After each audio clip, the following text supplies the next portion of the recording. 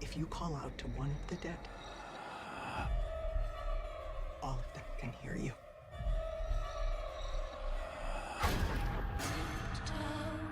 Through the tulips with me.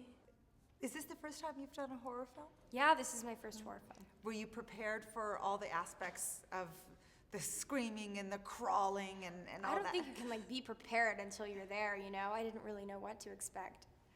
You spent most of the film in a cast, then a neck brace, there's a wheelchair. I mean, how bound were you, and then how does that affect your acting? You know, I think that a lot of people would think that it totally restrict you because there's less movement and less expression, but if anything, I think it helped a lot, especially with the fear level, because there's no place I could go.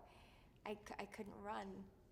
Have you seen the other Insidious films? Oh yeah, I'm a big fan of the first two movies.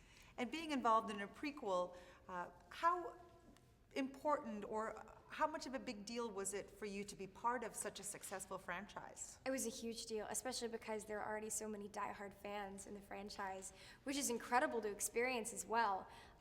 So it was really cool coming into something like that and being able to tell the story from the origin story, from the very beginning, and explain how Lisa became who she is and who Quinn is and how she helped her get there.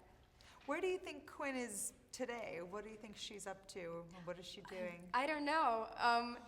Yeah, I'm not sure. I don't know if she makes it through or if it gets rougher, and I'd like to keep that open because hopefully I get to come back to do another one. What was the most challenging aspect for you in a movie like this? I think the most challenging part of the film was probably the physical and emotional like roller coaster that I was put on.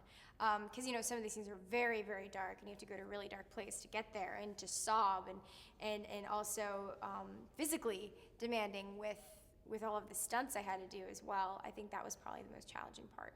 How do you decide what you can handle and what's best left up to somebody else? I am very I love a challenge, so I try to do everything.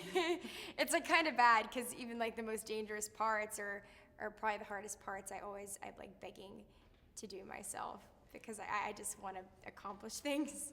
Any scrapes and bruises or any? Oh, for sure. I had lots of scrapes and bruises, but I wore them proud. It was nothing too bad. Yeah, Lin Shaye is such a legend, and she's so accomplished. Do you learn things from somebody like that, or is it just being in their presence?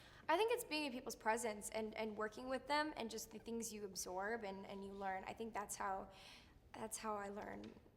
You have a long life ahead of you. I cross my heart.